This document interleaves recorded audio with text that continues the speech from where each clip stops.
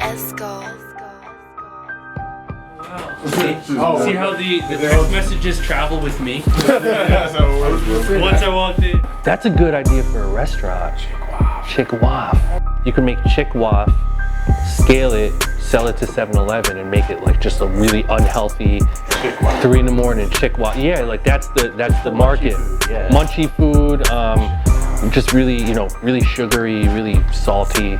I don't know the backstory and context to what you're experiencing right now, but my perspective on that is fuck it. You know what I mean? Like, who cares if you're talking to a million A&Rs? Like, I think the producer community in general, and I've had this too in the past, you guys have this misconception that like you have to talk to A&Rs in order to get placements. Like, those days are long over, bro. Like, people aren't getting big placements off of like sitting down with A&Rs and getting meetings. And like, this is no disrespect to the A&Rs out there. There's a lot of really amazing A&Rs really doing their thing, but that's just not the right way to go about doing it. So don't worry about trying to talk to A&Rs and sitting down in the office and plugging in and pitching music. Like, those days are over, you know? What I would say is just focus on your music, focus on the relationships. Don't let it get to your head, don't overthink it too much, and just know that the end of the road isn't pitching your music to A&Rs and thinking like that'll get you to the big leagues. Because, you know, 10 times out of 10, that's not how it works. So, okay, let me put this out in the air right now. I do not do collabs. I do not do producer collabs, meaning you can't purchase an Illmind producer collab. So I have two alternatives to that. So you can't hit me up and say, yo, Illmind, like, I'll give you some cash, let's collaborate on a beat. That will never happen, number one. But there are two loopholes, and I'm gonna fucking break them down for you right now. The first loophole to breaking through that is to use my sample packs. Go to BLAP-KITS.com, cop my sample pack, go crazy, okay? If you place one of my tracks or one of your tracks gets, if one of your tracks gets placed on a major project and it's using one of my samples, we just collaborated on a track. I get co-production credit, we split the points, all the legal stuff happens, blah, blah, blah, blah, blah. So that's one loophole. If you really want to collaborate with me, cop my sample packs and flip them. I mean, that's one big reason why I put them out. Like, I want to see what y'all do with these. Like, listen, motherfucker, like, I can put drums on my shit. Like, don't get it twisted. Like, I'm not just putting sample packs out and saying, all right, you know what I mean? Like, I'll fucking kill my own drums, you know what I'm saying? But I find it exciting and interesting to see like what Jae Lee can do to my loop. Like, I sent him a loop, he cops my sample pack. I think we did that a couple times. Yeah, we did a couple times. He'll flip it, do his own drum take on it, send it back to me, and I'm like, oh fuck, like I never would have thought of that. So for me, I get really excited when I hear you guys flip my samples. And even better, you know, if you're able to place these records, then we have some momentum going together and there's a collaboration, right? So that's loophole number one. Loophole number two to collaborate with me, and this is actually a new development, but I'm currently on the market for a pair of sneakers that I really want.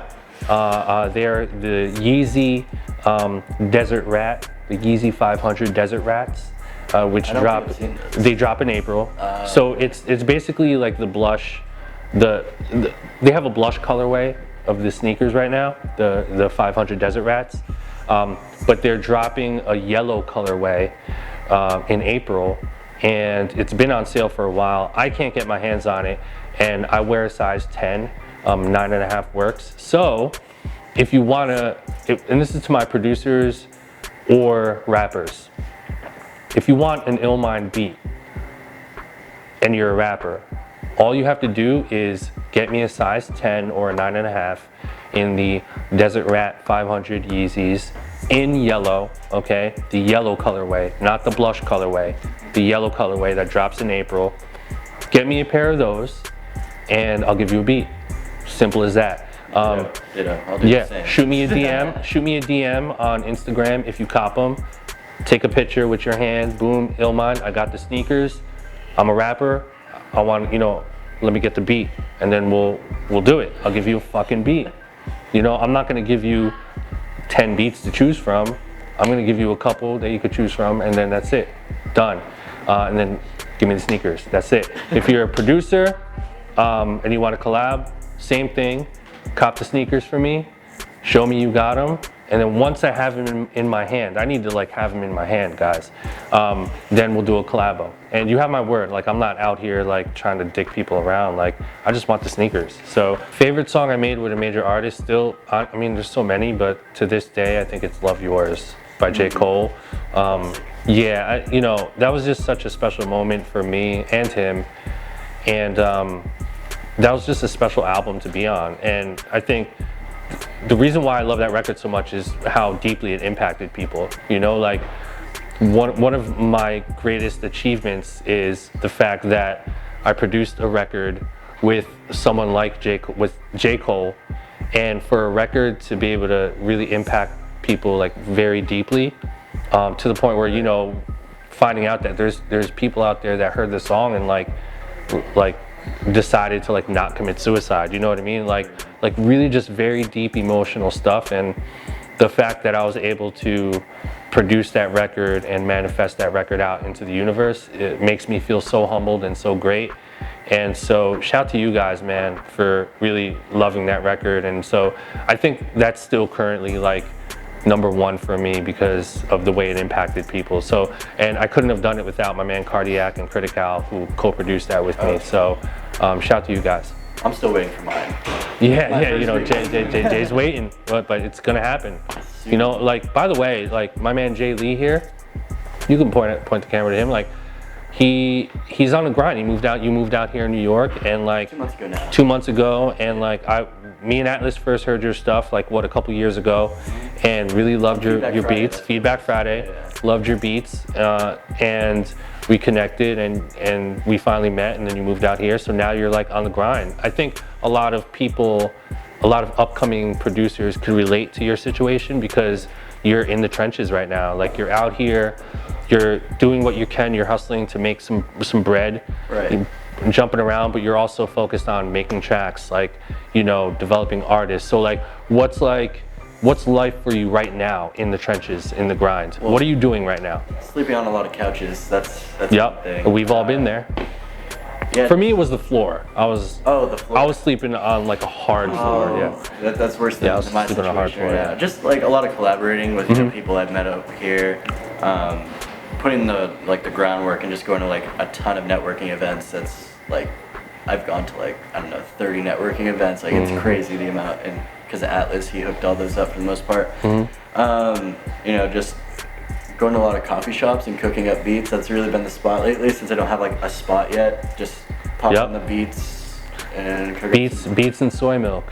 I'm copywriting that. a lot of coffee shops. Yeah. And What's your, so you were telling me outside earlier that like your goal is to like really tackle the DJ producer beat culture thing. Yeah, to release more original music than like the placement game. But obviously, you know, I'm still gonna try to get some placement. Yeah, and that'll happen organically. You know, like as long as your music is good enough to catch certain ears, like it'll happen. I'm trying to drop like a project, maybe work on a project with like artists that I mess with, and like them featured on my track. That sort of deal. See, you're doing artist development, and that's what I try to preach all the time, guys, like on the podcast, and just the whole, like, I think the undertone to everything is always about like collaboration, and like you're doing that right now, and I think that's important. So it's really going to be really great to like see how this plays out for you. Right. But you know, it sounds like you're having a lot of fun doing it, and it's a roller coaster, man. There's ups and downs. No, dude. Like, right now I have $6 in my bank account, but I'm like super happy. Like I'm chilling, man. Because if you want something bad enough, like it will happen. Like 100%. No one gets it right the first time. The first time LeBron shot a basketball, it didn't go in. All right, like it's just, he wasn't good when he started, and now he's the best player in the world, debatably. You don't lose anything by trying. You don't lose. You don't lose, man. And here's the best part: if you're trying stuff and you're doing something that's fun, it's a win-win.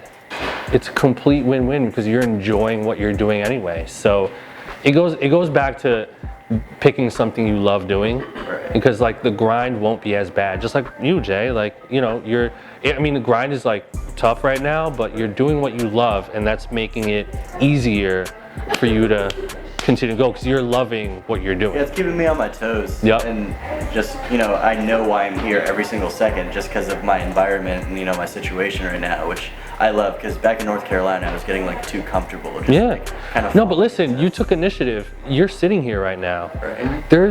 I'm not tooting my own horn, but you know, there's hundreds of thousands of people that would love to be sitting here right now. You know what I mean?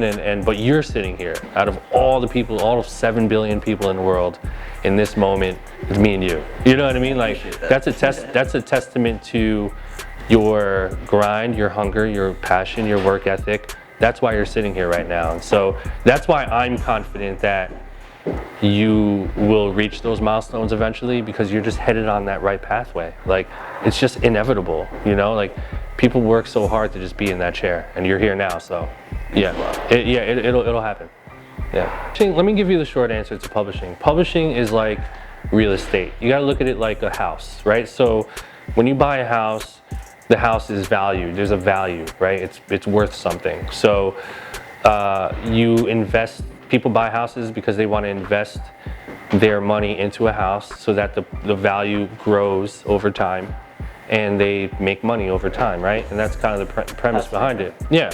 So, you know, publishing is the value of our music. So anytime a song gets played on the radio or streamed or purchased or performed, the value of that song increases. And depending on what percentage you have of that song, you are entitled to a percentage of that money. And so imagine someone like Mike Will, for instance, all the smash records he's got, you know, Future and Ray Sherman, all these guys, all the radio spins, all the streams, the publishing on that ends up being a very large amount. And so Mike Will is able to partner up with a major publishing company who will come in and say, hey, Mike Will, your publishing is worth, I'm just throwing a fantasy number out there. Let's just say his publishing is worth $10 million. The large publishing company will come in and say, hey, Mike Will, your publishing is worth $10 million. We want to go collect it for you. We'll take a small percentage, we'll partner up, and we'll cut you a check for, you know, 5 million or 6 million, whatever it is. And these are fantasy numbers, guys. These are by no means real numbers, but it's probably in the millions. So that's what publishing is. You produce music, it gains value over time, depending on how popular it is. And then you partner up with a company to administer and collect the publishing for you globally. And that's how it works. Or something. Yeah, the publishing and all that stuff is fine. Like that will come, like that can be all fair, but like don't charge the person. Like work with them, build a relationship, and especially if you really like their music, rather than just being a beat maker that just and do both. Do both. You know what I mean? Like you can make a little bit of cash here and there. Like if there's a rapper that you don't really like and you want to and you want to sell a beat here and there, like do it. You know what I mean? I did it. And then I got to the point where I was just like, nope, I'm not doing it anymore. That was just my personal decision. But you want to get to that point where you're able to do that. So yeah, man, I mean, I don't like putting labels. I don't like putting genres on anything. I'm currently working on music that sort of embodies everything that I'm into, which is like a lot of different types of genres. So what is the word? Genre agnostic. Like, music is genre agnostic at this point. People don't really give a fuck about genres anymore. They just want to hear some good shit. Right. So as a music producer, I don't think you should overthink like what kind of genre you want to do. Like, don't categorize yourself. The minute you start categorizing yourself is the minute that you just like fuck up and become like really just uncreative. So yeah, I'm not a fan of genres. Man, just copyright your shit. Yeah. Go to copyright.gov. You can upload as many MP3s as you want, and that will copyright your music. that's the safest way and the easiest and best way to do it. I wouldn't overthink it though, guys. Like, don't overthink that shit. Like, don't worry about that, because like, if you created a piece of work, let's say producers, like you're a producer, you created a beat. The minute you create it, it's yours, regardless. Right. You know, like if someone steals your idea, you can take them to court. You know, in America, you can sue people. Yeah. Like people sue people. So if you can prove that you created that track in court, and you can win that battle. You know what I mean? So obviously it is harder without the copyright though. Yeah, I mean, without the copyright, you're more vulnerable. You don't have as much leverage. So again, copywriting is your safest bet, but I wouldn't think too deeply into it. Like, your energy should be put into something else. What about producer tags? I think that producer tags are good, but they're whack as fuck. Like, yeah. if you have a producer tag, make sure it sounds good, and then make sure it only happens once. You know what I mean? Like, bottom line. Like, I would highly vote against the producer tag playing throughout the entire track. It's just a no-no.